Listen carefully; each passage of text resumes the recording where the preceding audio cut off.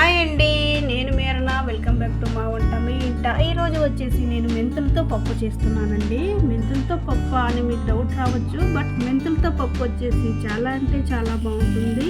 ఒక్కసారి మీరు చేసుకున్నారంటే కూడా సూపర్ టేస్టీతో బాగుంటుంది. మెంతులు కూడా ఆరోగ్యానికి మంచిదే కదండి. ఈ మెంతులతో పప్పు చేసేది వీడియో మనం స్టార్ట్ చేసుకుందామా? ముందుగా నేను ఒక కప్పు అయితే కందిపప్పును తీసుకున్నానండి. చూడండి, కప్పు కొంత చూసుకోండి, ఒక కప్పు. ఇప్పుడు ఈ కందిపప్పుని కుక్కర్లో అయితే వేస్తున్నాను. దీన్ని శుభ్రంగా ఒక 2 సార్లు కందిపప్పును కడుక్కోవాలి. అలాగే ఇప్పుడు ఇందులోకి నేను 1 స్పూన్ దాకా మెంతులను అయితే వేస్తున్నాను. కరెక్ట్గా 1 స్పూన్ అంటే 1 స్పూన్ వేస్తున్నానండి, చూసుకోండి. చూడండి, ఇప్పుడు వీటిని శుభ్రంగా 2 సార్లు కడుక్కోవాలి. చూడండి, నేను ఈ కంది బేళ్ళని తర్వాత మెంతుల్ని కడుక్కొని పెట్టుకున్నాను. ఇప్పుడు ఇందులోకి నేను 10 ఎండుమిర్చిని అయితే తీసుకున్నాను.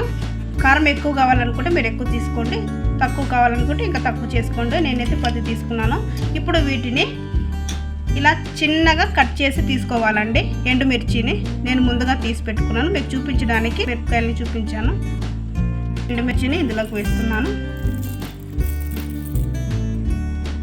అలాగే ఇందులోకి నేను 4-5 టమాటాలని కట్ చేసి తీసుకున్నాను, ఇందులోకి వేస్తున్నాను. అలాగే కట్ చేసి పెట్టుకున్నటువంటి ఉల్లిపాయ ముక్కలు, అలాగే ఇందులోకి పసుపు, ఉప్పు, అలాగే ఇందులోకి 2 గ్లాసెస్ వాటర్ని అయితే యాడ్ చేస్తున్నాను.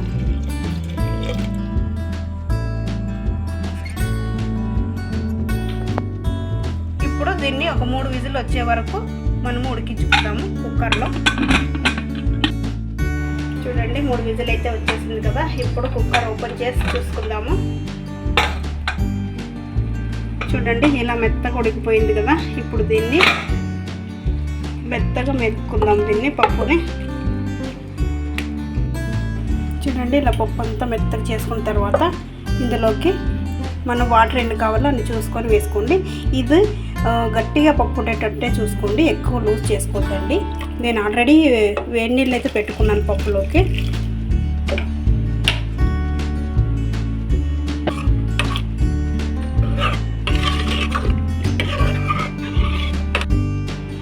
ఇప్పుడు ఇందులోకి నేను ముందుగానే వేడి నీళ్ళలో చింతపండు నానేసి పెట్టుకున్నాను. ఈ చింతపండు గుజ్జును కూడా ఇందులో వేస్తున్నాను. అలాగే కట్ చేసి పెట్టుకున్నటువంటి కొత్తిమీర,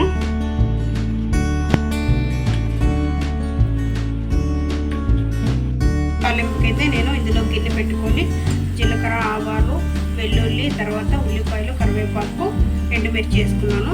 ఈ పప్పుకు మాత్రం ఉల్లిపాయలు మాత్రం మిస్ చేయకండి. ఉల్లిపాయలు వేస్తేనే పప్పు తాలింపు సూపర్గా ఉంటుంది. పప్పులోకి టేస్ట్ కూడా చాలా బాగుంటుంది.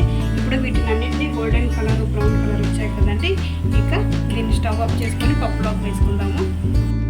చూడండి, ఇప్పుడు పప్పులోకి వేస్తున్నాను. చూడండి, పప్పు తాలింపు అయితే అయిపోయింది. చూసారు కదండి, ఈ మెంతి గింజలతో పప్పు చాలా బాగుంటుంది. ఇంక ఈ పప్పు అయితే రెడీ అయిపోయింది. ఇప్పుడు దీన్ని మనము సర్వ్ చేసుకుందాము.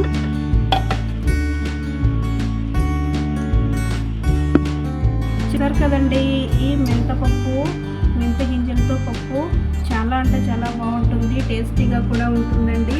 చాలా సింపుల్గా కూడా తయారు చేసుకోవచ్చండి. ఇది పప్పులోకి, ముద్దలోకి, అలాగే అన్నంలోకి చాలా చాలా చాలా బాగుంటుందండి. మీరు కూడా ట్రై చేయండి. మీకు ఎలా కుదిరిందో కామెంట్ సెక్షన్లో కామెంట్ చేయండి. అలాగే మీకు ఈ వీడియో నచ్చినట్లయితే లైక్ చేయండి, షేర్ చేయండి, సబ్స్క్రైబ్ చేసుకోండి. Thank you for watching.